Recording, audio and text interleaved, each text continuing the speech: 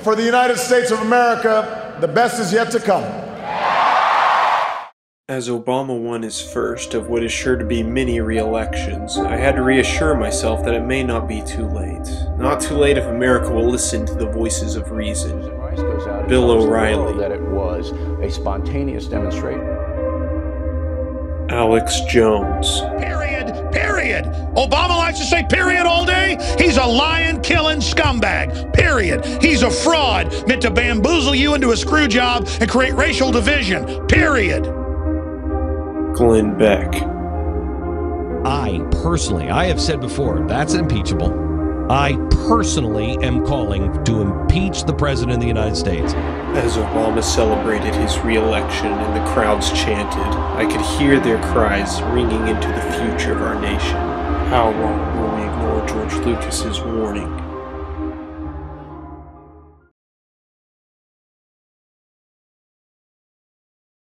The second movie is representative of Obama's second term in office, and we're given just a shot of some false hope at the beginning as to what Obama might be. He is a political idealist, not a murderer. What Lucas does an exceptional job of, and what I've tried to replicate on my videos, is showing both sides of the argument in an unbiased manner, and allowing the viewer to arrive at their own inescapable conclusion.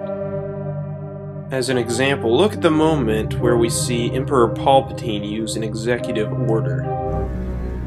I will talk with her. Senator Amidala will not refuse an executive order. I never well enough to assure you of that.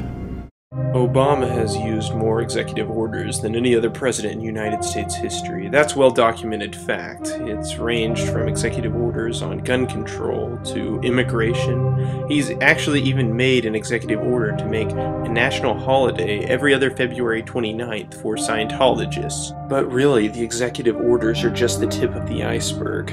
Lucas is always putting forth this idea about Obama wanting a dictatorship, complete control, making executive orders an unnecessary hoop to jump through.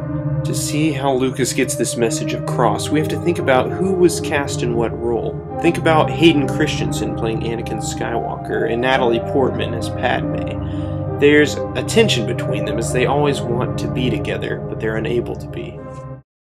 Must be difficult having sworn your love to the Jedi. Not being able to visit the places you like or do the things you like. Or be with the people that I love. The two have so much chemistry between them, it really brings the relationship to life. But we know it will lead to nothing good. So what is Lucas trying to tell us with Natalie Portman and Hayden Christensen? Towards the end of the film, we see that they're ultimately married. There's a union between them. They're combined, if you will. And so then I started thinking about the names themselves, why Lucas chose them. And so I combined their names, and I started putting the pieces into place, and then I realized Obama's not interested in just executive orders, but what Lucas has demanded we see is the dictatorship that he's really after. People tend to miss the message of Lucas's film as they get so captured by the Oscar-worthy performances. It's like he cast the movie so well, people lose the forest for the trees. But this theme is present throughout. Think about some of the other scenes where we see this idea of a dictatorship, of continued power, not surrendering when it's time to give it up. I heard they even tried to amend the Constitution so you could stay in office. This disregard for the Constitution is shared by Barack Hussein Obama. This document that we consider vital to our nation's founding is just a worthless piece of paper to him.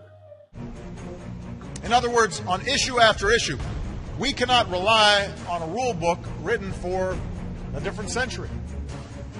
Ignoring the document that lays out our basic human rights. What are we supposed to think about this, and what is Lucas telling us? Sounds an awful lot like a dictatorship to me. If it works.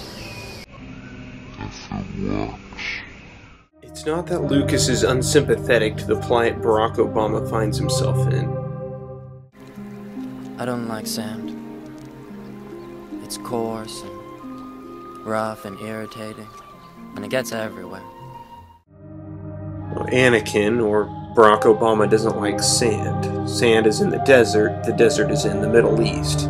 We'd all agree that the Middle East has been a legitimate problem that Obama has to deal with.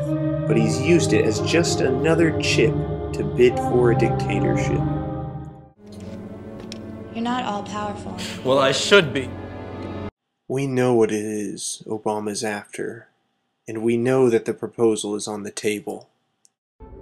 Misa propose that the Senate give immediately emergency powers to the Supreme Chancellor.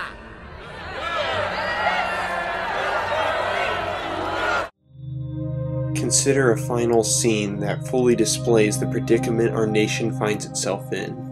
I've slightly edited the material from its original format to fully bring out the message Lucas intended. What if I told you that the Republic was now under the control of the Dark Lord of the Sith?